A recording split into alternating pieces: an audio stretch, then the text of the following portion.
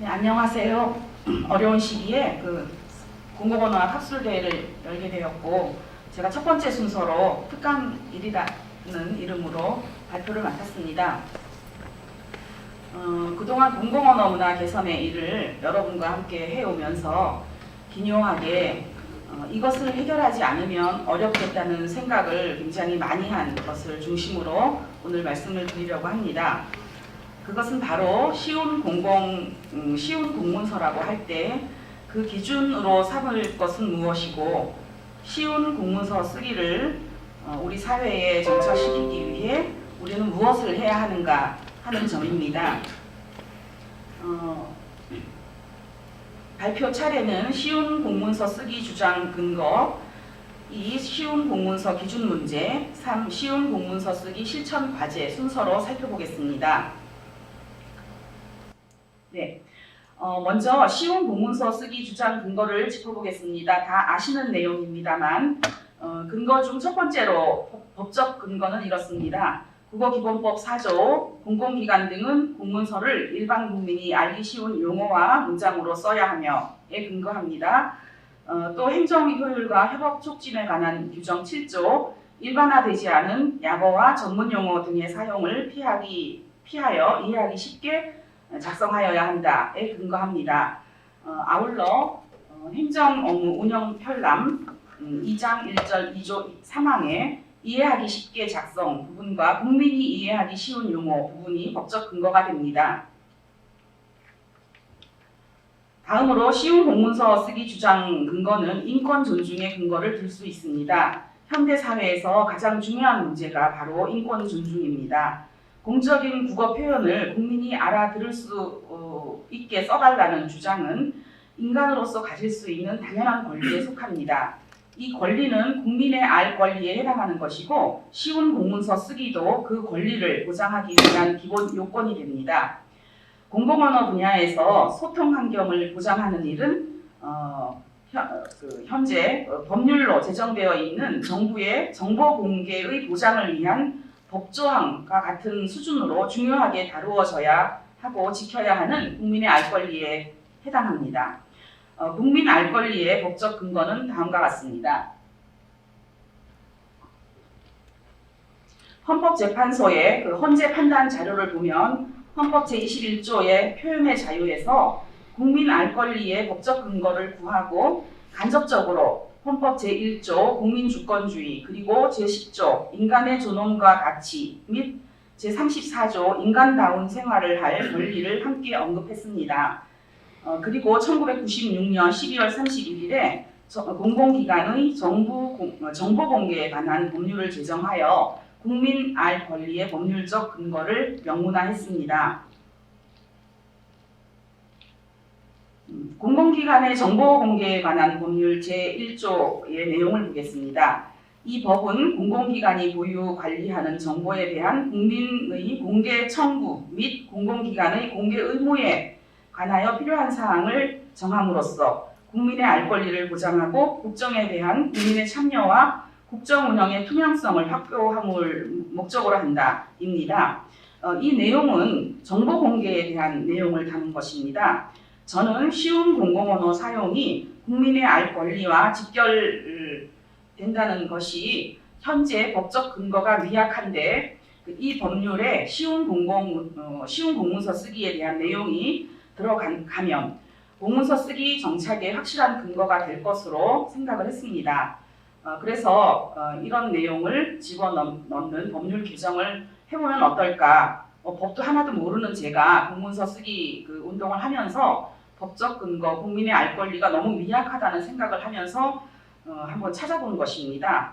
그래서 감히 제안을 해보는데, 즉 밑에 빨간 줄 친 것처럼 그 중간 문구에 공공기관이 생산 공개하는 공문서에 대한 국민 소통성 보장의 의무에 관하여 라는 문구를 이 법률에 추가하고, 이 수정된 1조 조항을 근거로 공문서 쓰기 의무 사항을 법률 조항으로 추가하는 것입니다.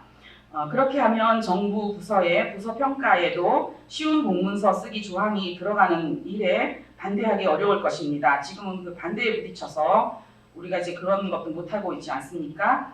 그리고 이 법률은 제가 행안부 누리집에서 찾은 거라서 그쪽의 법률이라면 우리 전체 정부부서 평가를 하시는 분들은 주로 행정학 분들이 들어오시더라고요. 그래서 행정학 쪽에서 매년 정부부서 평가를 할 때 공공언어 표현 부분을 한 평가 조항으로 넣어달라는 것에 굉장히 꺼려하면서 뭐 한 해는 넣었다가 또 작년에는 뺐다가 이러는 상황인데 공공기관의 정보 공개에 관한 법률 1조에 공문서를 국민이 이해할 수 있도록 쓰는 것도 정보 공개 의무에 관련된 일이라는 명시 조항을 둘 수 있다면 그것으로 평가를 하면 되지 않겠나 하는 생각을 해보는 겁니다.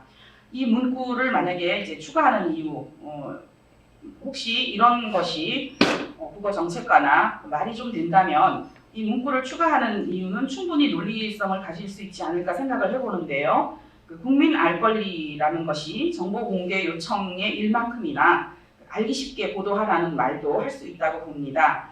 정보 공개 요청의 일은 특수한 목적을 지닌 사람들에 국한된다면 알기 쉬운 표현을 하라는 것은 전체 국민의 일상생활과 관련되는 일이니까 어쩌면 더 우선순위를 가지는 것이라고 생각을 합니다.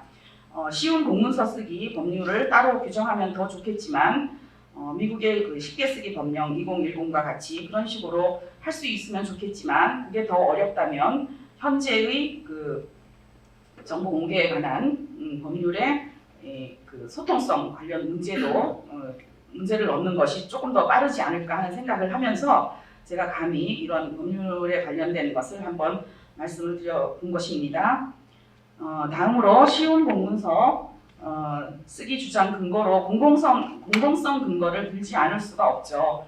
며칠 전 뉴스를 보니까 공정거래위원회에서 결혼식장 예약의 위약금 조정을 규정화한다고 발표를 하던데 이 문제가 공공성 문제이기 때문에 적절한 거래 기준을 만드는 거죠.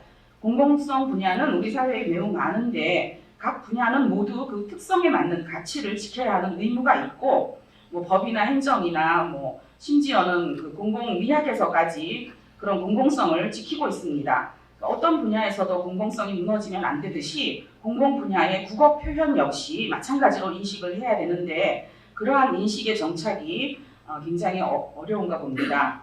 공공언어는 쉽게 써야 한다는 인식이 정착이 된다 하더라도 잘 정착된다 하더라도 막 쏟아져 들어오는 외국어 단어 때문에 사실은 이 쉬운 공공언어 사용이 다 동의한다 하더라도 어려운 지경인데 이러한 인식마저 정착되지 않으면 정말 더 힘든 거죠. 그래서 공공언어의 공공성 가치는 이 공공언어가 국민 모두에 해당되는 공공성 영역이라서 국민이 이해할 수 있는 표현을 하여 소통할 수 있게 해야 한다는 바로 그 점이라는 거. 그 점을 잘 이해해야 하고 공공언어의 공공성 가치 구현의 인식 강화 그리고 사회적 확산 그리고 법조항 제정까지 필요한 것이다. 공공성에 근거하는 거니까 이렇게 말씀드릴 수가 있는 것입니다.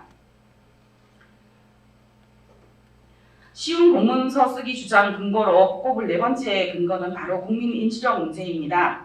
얼마 전에 아는 지인이 만났는데 전 정말 놀랐는데 화들짝 놀라듯이 코로나가 숨 쉬기만 하는 것으로 전염되는 건 아니라면서요 이러는 거예요. 그래서 무슨 말인가 했더니 그러면서 하는 말이 침이 튀어야 전염되는 거라면서요 그래요. 저는 너무 놀랐어요. 그래서 이제 얘기를 하다 보니까 정말 그 친구는 새로운 사실을 후배였는데 새로운 사실을 발견하는 듯한 말을 해서 제가 정말 깜짝 놀랐어요. 그러니까 바로 비말 전염이라고 하는 비말을 우리가 침방울이라는 얘기를 어디서 듣지 못했으면 그 보도만 가지고 비말 전염하면은 이게 전염의 무슨 방법을 얘기하는 거 이런 생각까지 못하는 겁니다. 그러니까 지금 세상에 몇 개월이 지났는데 지난주에 만난 그 후배가 그런 식으로 새로운 사실을 발견한 듯이 말을 하더라고요. 그래서 얼마나 보도에 수차례 이제 오른 말인데 침방울이라고도 보도하는 것도 있지만 아직까지 비말이라는 말을 그냥 굳게 쓰고 있는 겁니다. 그래서 비말이 침인지를 모르면 그 보도 내용은 그냥 빗전을 스쳐 지나가는 메아리일 뿐인 거죠.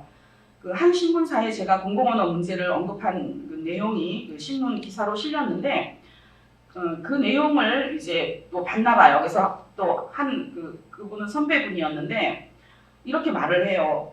그러니까 후배 글이 실렸다니까 꼼꼼히 읽어보셨더라고요. 그래서 난 정말 그 글을 읽고 눈이 번쩍 뜨이는 것 같았어. 그러면서 요즘 내가 왜 이렇게 바보가 되는 건가 지금 알았어. 그런 얘기를 하는 거예요. 그래서 생각해보니까 우리 말들이 너무 어려워. 뉴스를 알아들을 수가 없어. 그래서 뭐가 뭔지 생각 안 하고 자꾸 지나가 버린 거야. 그래서 국민을 진짜 바보로 만들고 있다면서 제 글을 읽고서야 분개를 하는 거예요. 그러면서 우리 그런 줄 모르고 지금 살고 있지 않냐고 좀 더 많이 얘기하라고 막 이런 식으로 저는 이제 격려처럼 들은 얘기지만 그 선배의 말뿐만이 아니라 제가 뭐 우리 주변에 이제 연세 드신 분들 아니면 제 동년배의 친구들 보면 너무 그 사회의 말이 너무 어려워서 뭔지 하나도 모르겠다. 영어를 다 배운 사람임에도 불구하고 저도 잘 모르겠어요. 여러분 다 그렇지 않습니까? 지금 사회가 이런 식으로 되어 있어서 정말 분노할 수준이라고 생각을 합니다. 정말 현재 우리 사회를 보면은 논리와 이성이라는 게 도대체 그 수준이 정말 저하되고 있다고 느끼시지 않나요? 단어 하나를 몰라도 그 내용 전체를 모르는 거거든요. 그래서 이게 뭐 그 하나의 우월주의일까 스스로 반성도 해봤어요. 그런데 제가 파악한 바로는 현재 우리 사회의 보도 언어가 너무 어려워서 그 내용을 정확히 깨닫지 못한 채 시간이 흘러가고 어느 날 어느 곳에서 어떤 알아듣는 주장을 들으면 거기에 확 쏠리고 그러니까 뭐 세상 돌아가는 거 잘 모르다가 알아듣는 주장이 나면 거기에 쏠리고 편견이 조성되면서 보편적이고 균형감 있는 생각을 하지 못하는 지금 그런 사회가 된 것은 아닌가 싶은 겁니다. 요즘 너무나 그 정보화 사회에 우리가 널리 누구나 다 정보를 섭렵하면서 더 균형 있게 생각할 수 있는 이 사회가 마련되어 있음에도 불구하고 우리 피부로 느끼듯이 우리 사회의 그 정보 그 갈등의 골은 점점 더 깊어지고 있지 않습니까?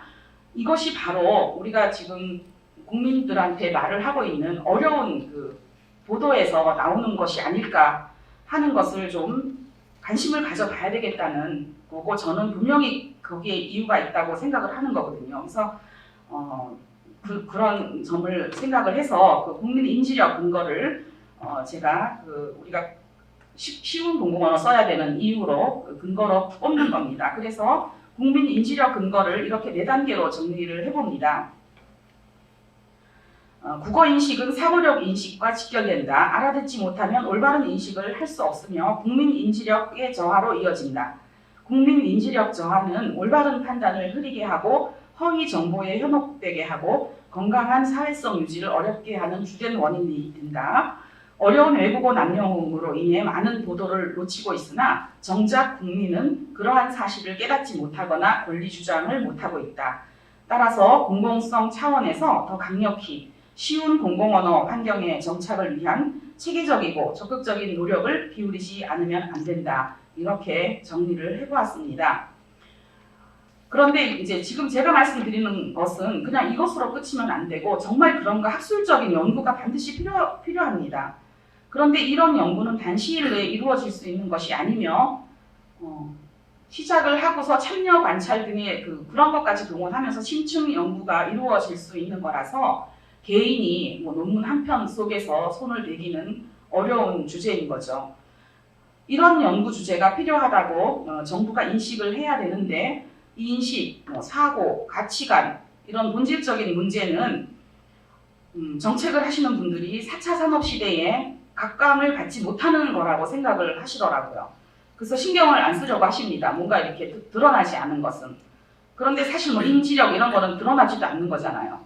그래서 그런데 사실은요, 4차 산업시대를 언급한 베스트셀러를 보면은요, 정말 이구동성으로 이렇게들 얘기를 합니다. 이제 정답을 찾는 시대는 지나갔다. 왜냐하면 찾고 보면 이미 그 정답은 낡은 정답이기 때문이다. 이렇게들 말을 해요.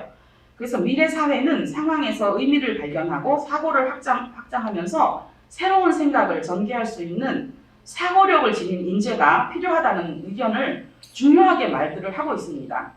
주로 외국의 베스트셀러에서.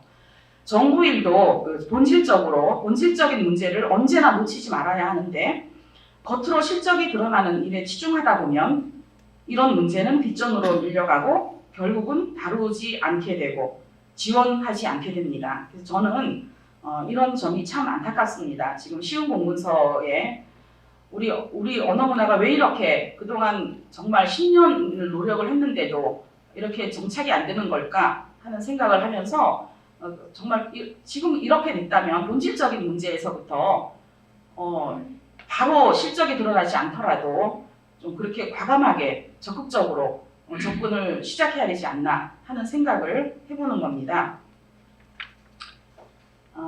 이제 그 근거를 지나가서 쉬운 공문서 기준 문제를 좀 살펴보려고 합니다.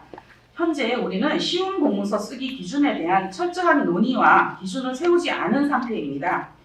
쉬운 공문서 쓰기에 사용할 수 있는 단어와 사용하면 안 될 단어를 구분하는 방식이 통일되지 않은 현실을 매우 심각하게 여겨야 합니다. 진단자마다, 진단기관마다 기준이 다르면 쉬운 공문서 쓰기 운동은 신뢰를 잃게 됩니다. 이 기준은 주관적으로, 인상적으로 정할 수 있는 것이 아니며 명확하게 구축된 자료와 신뢰성 있는 기준에 따르는 객관적인 것이어야 합니다. 수년 전부터 이 기준 문제에 대해서 논의했지만 현재 그 상황의 큰 문제점을 제대로 보지 못하고 그냥 현재 주어진 상황 안에서 어떻게든 해보려고 애쓰고 있다는 느낌을 지울 수가 없습니다. 우리는 현재 쉬운 공문서 기준에 참고할 수 있는 자료가 하나도 없다는 사실을 확인하고 정면 돌파를 하지 않으면 안 됩니다. 다음 두 가지 사항이 해결되지 않는 한, 제가 지금 두 가지를 말씀드릴 건데요. 그것이 해결되지 않는 한 우리 사회의 쉬운 공문서 쓰기는 계속 공전만 하게 될 것이다. 저는 그렇게 생각을 합니다. 그 두 가지가 쉬운 공문서의 기준 틀이라고 할 수 있겠는데 또 다른 것이 있을 수도 있어요. 지금 이제까지 제가 생각한 두 가지는 하나는 외래어와 외국어 구분을 하는 일, 그리고 중국 국어 수준을 규정하는 일입니다. 그래서 먼저 그 쉬운 공문서 기준에서 외래어와 외국어 구분을 좀 살펴보겠습니다. 외래어와 외국어는 엄연히 다른 거죠. 그런데 현행 외래어 표기법을 제정한 1986년 무렵부터 이 외래어와 외국어의 구분이 무시되기 시작했습니다. 그렇게 된 데는 이제 국립국어원으로부터 시작이 된 겁니다.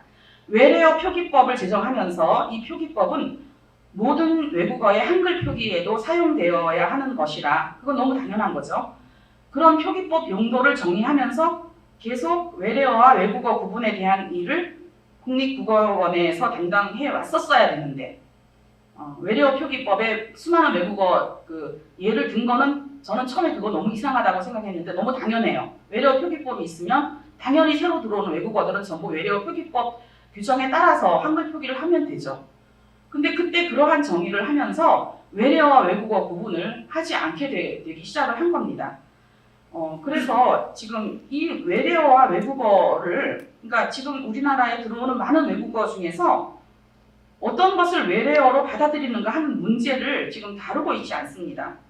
그러나 사실 표준국어 대사전에는 외래어로 인정된 것이 등재되어야 하고 외래어로 인정된 것만 등재되어야 하는데 외래어와 외국어 구분을 안 하다 보니까 그 부분에서 지금 굉장히 많이 혼란스러워져 있고 따라서 우리는 지금 쉬운 공문서 기준으로 삼을 사전이 없는 상황인 것입니다. 현재 국립국어원 용역 사업으로 이루어진 연구 보고서들은 모두 표준국어 대사전 등재 여부를 몇 가지 기준, 지금 우리는 한 가지 기준을 세울 수 없으니까 몇 가지 기준 중에 이제 하나로 기준을 삼고 있으나 사실 난이도를 제대로 고려하는 사전이 아닙니다. 그래서 절대로 표준국어 대사전은 기준이 될 수가 없습니다. 예를 들어서 투어, 아카이브, 팩트는 사전에 안 실려 있고 클러스터, 뷰어, 커터, 가이드북은 사전에 실려 있는데 그러면 안 실린 얘들은 외래어로 인정하지 않은 것이고 실린 얘들은 외래어로 인정한 것인가? 그렇지가 않은 거죠. 그렇다고 볼 수가 없고요. 그래서 외래어와 외국어를 잘 갈라서 정하는 제도 부활을 해야 되는 것이고 지금 국립국어원에서 여러 국어 심의회를 하듯이 위원회를 가동해서 어려운 일이지만 해야 된다는 생각을 합니다. 부활하고 이것을 기준으로 삼도록 해야 쉬운 공공언어 쓰기 문제가 잘 해결될 수 있습니다. 외래어로 인정한 것에 대해서는 굳이 다듬은 말을 제시하지 않아도 되고요. 참고하라고 제시해도 되지만 그것까지 강요하지 말자는 거죠. 그래도 안 그래도 너무 많은 다듬은 말이 목록에 들어있어서 혼란스러운 점이 많거든요. 옛날부터 그 다듬은 말 전부 다 실려 있으니까 이런 거는 이제 다듬은 말이 아니라 써도 된다고 또 진단자는 그렇게 인정하는데 그 말은 그대로 목록에 들어가 있고 이런 혼란이 언제 해소가 될 수 있을까 하는 생각을 하는 겁니다. 그래서 외래어로 인정한 것 그리고 외국어라서 그 한국어 대체어를 제시한 것은 해마다 목록화해서 알리고 공교육 현장 그리고 국민 평생 교육으로 제공해야 하는 것까지 이거는 뭐 어떤 분야에서 해야 될지는 제가 모르겠습니다만은 하여튼 우리 대한민국에서 이루어져야 하는 일이다 하는 생각을 하는 겁니다. 이렇게 하는 일련의 일은 그 규모가 엄청납니다. 그리고 그 재정 과정도 매우 어려울 것이고 그래서 섣불리 뭐 한 단체에서 이렇게 계획을 세우지 못하는 점이 물론 있습니다. 그러나 이러한 체계적인 관리 없이는 쉬운 공문서 쓰기는 여전히 진을 빼는 일이 되지 않겠나 하는 생각이 많이 드는 겁니다. 그래서 일단 대략적인 구분을 해본다면 새로 들어오는 외국어, 즉 외국어 신원은 대체어 가능성을 판단해서 이거 외래어로 받아들일 것인지 아니면 다듬은 말을 제공할 것인지 외국어라고 생각하고 이렇게 정해야 되고 또 기존에 이미 많이 쓰이고 있는 외국어는 국민 이해도와 대체어 가능성을 판단해서 정한다 정도로 정리를 해봅니다. 그런데 이 기준을 충족하려면 아까 말씀드린 것처럼 체계적인 제도 정비와 인력 구성을 하는 공을 들여서 해야 된다. 몇 사람은 그냥 앉아서 뭐 이렇게 하면 절대로 안 되는 거다. 그래서 이 일은 국립국어원에서 중점적으로 하셔야 되는 일 중에 하나라고 저는 생각을 합니다. 그 다음에 또 하나 쉬운 공문서 기준 틀에서 중국 국어 수준을 보겠습니다. 그 쉬운 말의 기준에 대해서 중학생 정도가 이해하는 수준으로 정식 논의된 적은 없으나 우리는 그런 정도를 생각하고 있습니다. 그런데 사실 중학생 정도가 이해하는 수준이라는 것은 어떤 단어를 이들이 아는지 공문서 작성자들 뿐만 아니라 그 누구도 모릅니다. 중학생이 이거 알아 모르라 이걸 어떻게 우리가 알겠어요. 그냥 안다고 하더라도 주관적인 인상에서 판단하고 있는 거죠. 그러므로 쉬운 공문서 쓰기 과제에서 아까 말씀드린 것처럼 그 외래어 외국어 구분과 함께 중국 국어 수준의 국어 표현의 정체를 근거 있게 제시해야 하는 과제를 우리는 안고 있는 것입니다. 이 중국 국어 수준이라는 것이 기준이 되려면 초등학교, 중학교의 공교육 전 과목에서 교육하는 국어 어휘와 사회에서 사용되는 일상적인 어휘를 포함한 중국 국어 수준의 어휘 자료집, 사전 형태, 그리고 자료집이라 하더라도 검색 가능한 자료집 이런 것을 구축해야 합니다. 교과서에 실린 중학교 단어 색인이 교육부에 구축되어 있지 않습니다. 정말 놀랐습니다. 그런 자료가 없다는 것은 세종학당의 외국인을 위한 한국어 기초 어휘 같은 자료는 구축되어 있어요. 그런데 외국인을 위한 한국어 기초 어휘는 우리가 쉬운 공문서 쓰기 자료로 활용할 수 없는 것입니다. 표준어만 다루고 있지 않아요. 많이 쓰는 말 다 갖다 다루고 있는 겁니다. 우리는 모국어 화자로서 한국어를 쓰는 사람들이기 때문에 우리가 그 자료를 가지고 있어야 되는데 교육부에 그 색인이라도 제대로 모든 전과목 색인이라도 모아놨으면 그거 우리가 문화부에서 문화 차원으로 가져다 쓰면 되는데 그런 자료가 구축되어 있지 않으므로 그 문화체육관광부에서 쉬운 공문서 쓰기의 명확한 기준 마련을 위해서 중국 수준 국어 어휘 자료집을 구축하지 않으면 안 된다 하는 생각을 하고요. 그리고 이제 표준화된 전문 용어 중에 일상어가 아닌 것도 많지 않습니까? 그것은 중국 국어 수준은 아니죠. 그러나 우리가 그 전문 용어를 써야 할 때는 표준화된 전문 용어를 써야 된다 하는 자료는 또 따로 관리를 해야 되겠다 하는 것을 생각을 해봤습니다. 초등생과 중학생이 배우는 단어를 다 포함하고 일상생활에서 사용하는 어휘까지 포함해서 검색 가능한 사전 형태를 제공하고 그것을 기준으로 삼으라고 해야 공문서 작성자들도 따라올 마음이 나지 않겠습니까? 또 하나 덧붙이고 싶은 것은 표준국어 대사전에는 수많은 한자어, 옛날 문헌에 나오는 중세 시대에 썼던 문헌까지도 포함해서 그런 것들을 다 망라한 듯이 실어 놓아서 우리가 한자어도 너무 어려운 것은 공문서에서 쓰지 않도록 하는데 역시 그 표준국어 대사전이 그 기준점이 되고 있지 못합니다. 한자어 어려운 한자어가 뭐냐 이거 표준국어 대사전을 기준 삼지 못하죠. 너무 당연하게. 그래서 이 한자어 문제는 외래어와 또 다른 거라서 중급 수준 한자어만을 표준국어 대사전에 싣자는 말은 할 수가 없습니다. 그런데 어떤 방식으로든 중급 수준 사전을 따로 만들던가 모종의 대책을 세우지 않으면 안 된다 하는 생각을 합니다. 물론 제가 말씀드린 이 외국어 외래어 구분이나 중급 국어 수준을 따질 일도 없이 정말 지금 그것도 따지지 않아도 될 정도로 새로 만나게 되는 외국어만이라도 제대로 쉽게 쓰도록 해도 될 것 같은 상황이 요즘 현실입니다. 그런 거 따지지 않아도 요즘 새로 들어오는 어려운 단어들만이라도 고칠 수 있으면 되겠다 하는 생각도 사실 하고 있어요. 너무 지금 어려운 말들이 많이 들어오고 있어서. 그러나 전체적으로 쉬운 공문서 쓰기를 하려면 이렇게 토대적인 자료, 근거 기준을 명확히 하는 토대 정책, 국어 정책 차원에서 해야 되고 그것은 국립국어원에서 당연하게 해야 되는 일로 생각을 하는데 이런 거 없이는 주관적인 생각으로 난이도를 판단해야 되는 지금의 사정에서는 너무 책임없는 태도로 평가받을 수밖에 없는 그런 상황을 우리가 꼭 고려를 해야 되겠다 하는 생각을 합니다. 그 다음에 세 번째로 쉬운 공문서 쓰기 실천 과제에 대해서 좀 말씀을 드리겠습니다.